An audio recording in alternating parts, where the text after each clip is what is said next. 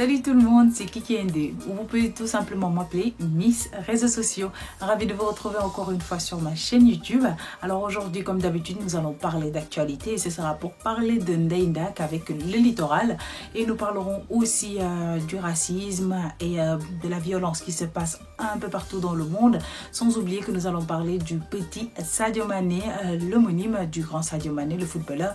Et nous parlerons aussi des réseaux sociaux, Instagram avec le styliste Lou de la marque Afshal. Nous parlerons de TikTok avec Faedara et nous parlerons aussi de Facebook avec la page Wake Up and Make Up. Et pour terminer, nous parlerons de YouTube avec la vidéo de Aïcha qui a été mariée de force.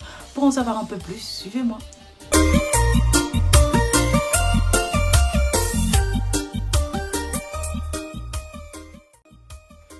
Alors comme je vous ai dit tantôt, ravi de vous retrouver encore sur ma chaîne YouTube. Avant de commencer, j'aimerais tout d'abord remercier ñi nga xamante ne ñoom ñoo jàpp ci combat bi. Je suis très contente gis naa seen partager seen conseils ak seen soutien yi. Maa ngi leen di jaajëfal bu baax a baax te di leen wax ne dinañ gën a góorgóorlu ci vidéo yi bu baax a baax. Je vous fais de gros bisous et encore merci. Alors nous allons passer tout de suite à l'actualité, mais aussi avant de parler d'actualité en ce moment, je vais parler aussi de ma première vidéo parce que j'ai un peu parlé des banques de sang qui n'avaient plus de sang. Aujourd'hui, gis nañ Sénégalais yu bari dem nañ may deret, donc ñu ngi leen di gën a encourager pour ñu koy gën di def parce que am na solo bu baax et ça peut sauver des vies.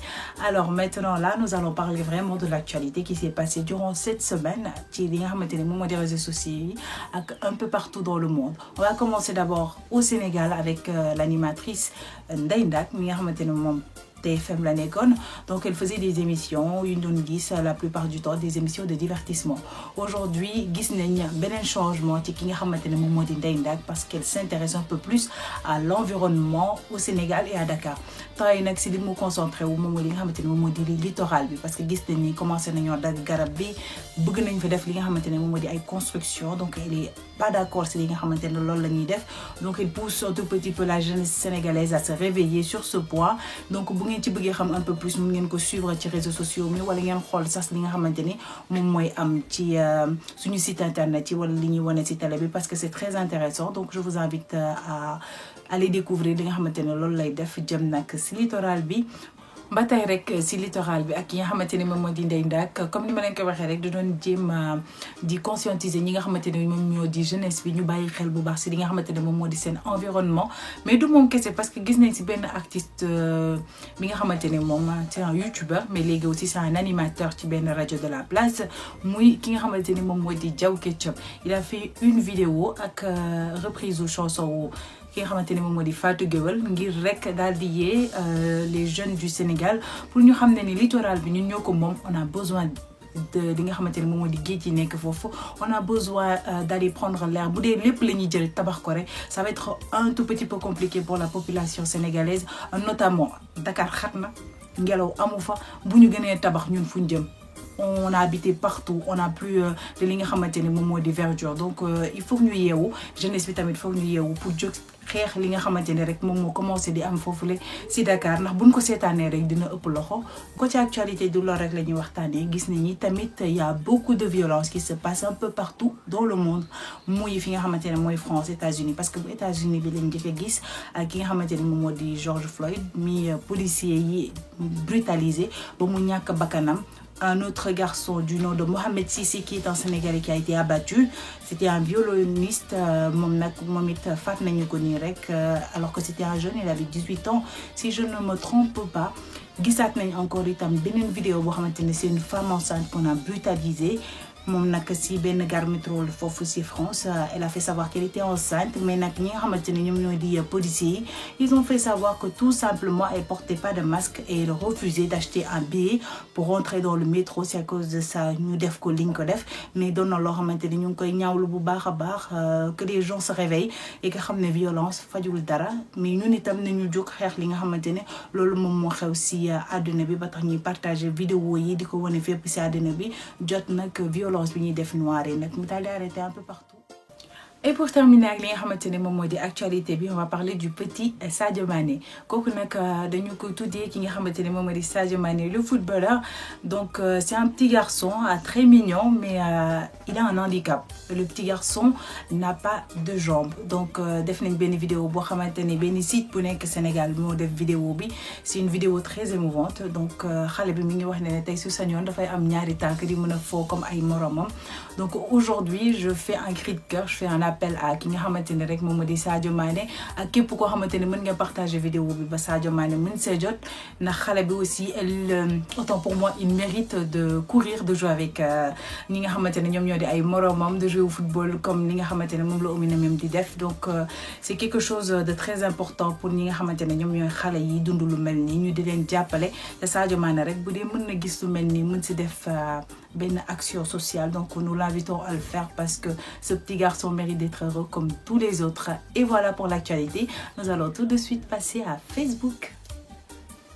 Alors, comme je vous ai dit, on va parler de Facebook et aujourd'hui, nous allons parler de la page Wake Up and Make Up.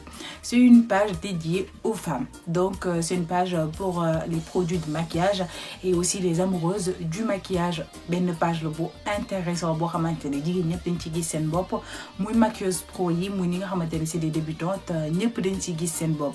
Donc, c'est une page très intéressante qui a été créée par ki nga xamante ne moom moo di Bébé Chou. Elle est basée aux États-Unis. Donc, moom moo ubbi page bi. Instant bi page ñu compté plus de 42 000 membres mu nekk page boo xamante ni li ñu fay def am na solo bu baax a baax bu weesoo loolu règlement bi nga xamante ne moom lañ fa teg ngir nit ñi bañ a saboter bañ a tooñ wala bañ a tuutal ñi nga xamante ne xëy na dañuy jàng wala dañuy ñëw di poster pour rek le plaisir nit ñi nekk foofu di def lu ñaaw. Donc loolu yëpp dañ koy tere ci règlement bi. C'est quelque chose de très important boo xamante ne nit ñi war nañ ci di ci bàyyi xel surtout page Facebook yi nga xamante ni ñu ngi koy gis de plus en plus ci réseaux sociaux boobu doonu. Ba pare nag li ci gën a neex mooy gis nañ ci ay xale jigéen yoo xamante ne tey jii ay prof maquillage lañ dañuy jàngal li nga xamante ne moom moo di maquillage te ci page boobu lañ commencé à savoir ku ci mel ni Mamina Kessé léegi dafay joxe ay cours de maquillage alors qu'elle a fait ses débuts ci page bi. Je vais vous montrer ses photos yi nga xamante ne moom la commencé ak aujourd'hui fi nga xamante ne foofu la toll ci maquillage bi. Waaye tamit page bi deful loolu kese solidarité bi ci nekk pour jàppale ñi nga xamante ne ñoom ñoo di seen moromu jigéen yi nga xamante ne amuñu peut-être yenn produits yi ni ñuy booloo ñu cotiser li nga xamante ne moom lañ amul offrir benn trousseau seen moromu jigéen ñi wala ku ëppale commentaire ku ëppale j'aime ku ëppale partage ñu daal di jël li nga xamante ne moom mooy ay cadeaux offrir la ko. Donc page magnifique là. J'invite toutes les jeunes filles yoo xamante ne elles sont amoureuses du maquillage à aller voir.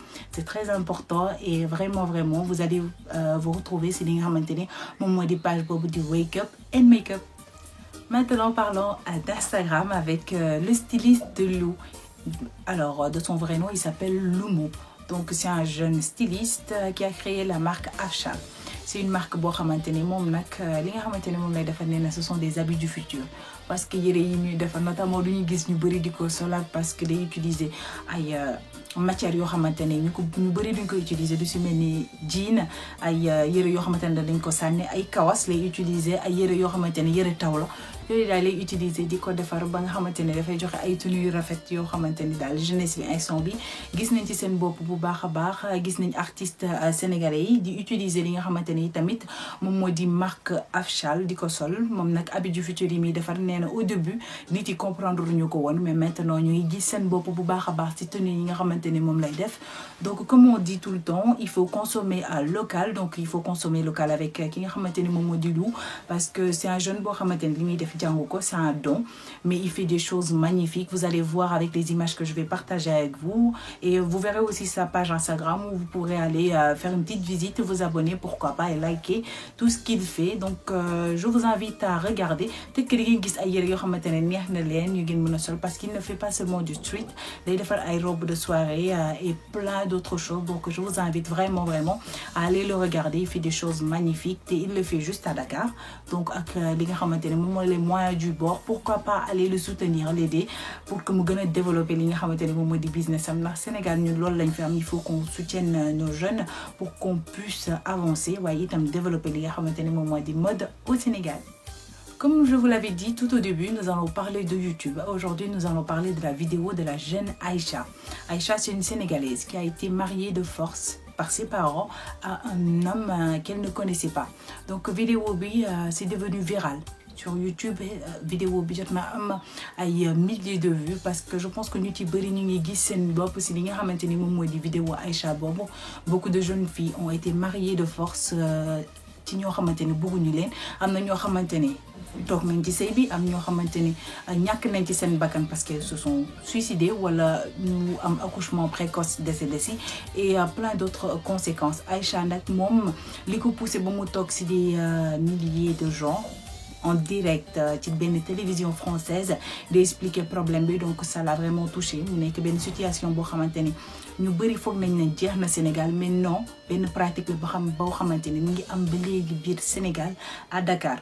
Donc maa ngi ñaax ñi nga xamante ne ñoom ñoo di parents yi ñuy bàyyi xel bu baax li nga xamante ni rek moom moo di mitit bi nga xamante ne seen doom yi dinañ ko am même pas physiquement mais mentalement li nga xamante ne loolu la ñuy yàq ci ñoom parce que Aïcha ni boo ko xoolee da nga xam ne ni elle a beaucoup souffert si xale bu ndaw boo xamante ni histoire bi muy raconté c'est vraiment sensible am na si ñoo xamante ne sax dese nañu gëm histoire bi tellement on se dit que lii est-ce que mu ngi existé ba tey donc parents yi dañu gën a rapproché wu seen doom waxtaan ak ñoom parce que am na loo xamante ne dara jaru ko l'argent ou bien li nga xamante ni moom mooy di xaw ma sax lan moo leen di pousser pour ñu koy def mais nañuy waxtaan ak seen doom donte am na ñoo xamante ne on les a mariés ak góor yoo xamante ne xamuñu leen et ils sont très heureuses dans leur mariage du ñëpp ñoo souffrir mais ñi ci souffrir tamit bëri nañu torop donc on dit non au mariage forcé moi de ma part je ne suis pas d'accord et encouragé wu ma loolu pour man doom ak yaay dañoo war a waxtaan ba juboo ci benn consensus ngeen mayee seen doom mais pas forcé di may nit ki koo xamante ne bëgg ko parce que tey jii looloo tax xale bi Willy Pandé li nga xamante ne moom moo di vie privée devant des milliers de téléspectateurs donc invité naa leen ngeen dem seetaan vidéo boobu c'est quelque chose de très intéressant mais aussi de très émouvant. Alors les gars, je pense que vous connaissez TikTok. Il y a TikTok, une application ça a été créé en 2016 en Asie. Donc nous avons créé pour les fans de musique, nous avons fait des vidéos, nous avons fait des vidéoclips de quelques petites minutes. Nous avons partagé mais au Sénégal et un peu partout dans le monde. Voilà, ça partout dans le monde, je devrais dire, parce que tout le monde l'utilise. Sénégal, nous avons fait des vidéos comme des musiques wala ñuy jël ay extrait théâtre wala série yi nga xamante ne partie yooyu neex na leen ñu koy reprendre gis nañ si ñu bëri waaye am nañ kuñ ci gën a seetlu muy Fa Aïdara. C'est une jeune sénégalaise boo xamante ne elle est basée au Maroc donc c'est une jeune fille magnifique li nga xamante ne moom mooy gën a attirer nit ñi si vidéo Fa Aïdara moom mooy le fait qu'elle est drôle. Elle est belle mais elle est très pudique sur ses vidéos donc nekkul di fecc bu vulgaire solo yére bu vulgaire pour reetaloo nit ñi jéem wone ay cëram elle fait les choses bien donc vidéo mi sax dinaa leen ko woon tantôt ngeen gis ko donc comme ni ma leen ko waxee rek elle fait des choses magnifiques sans pour autant montrer li nga xamante ni moom moo di yaramam. Comme on dit, les jeunes filles, aujourd'hui, vous pouvez être belle, vous pouvez être célèbre, sans pour autant dévoiler totalement. C'est ce que Fa Aïdara montre. Donc vous pouvez la suivre partout sur sa page YouTube. Pourquoi je dis tout le temps page YouTube? Sur sa chaîne YouTube, sa page Instagram, Facebook, partout. Je pense que partout aussi c'est Fa Aïdara. Le moment page. Mais faites très attention parce que aussi Instagram, il y a beaucoup de Fa Aïdara. Il y aura maintenant une page là, mais il n'y a qu'une page officiellement. Donc il faut bien regarder. Je vais vous mettre sa page. Mais il y aura maintenant beaucoup le monde. Donc je vous invite vous tous à aller la regarder, à liker, à partager ces vidéos. Parce que c'est une fille très très drôle.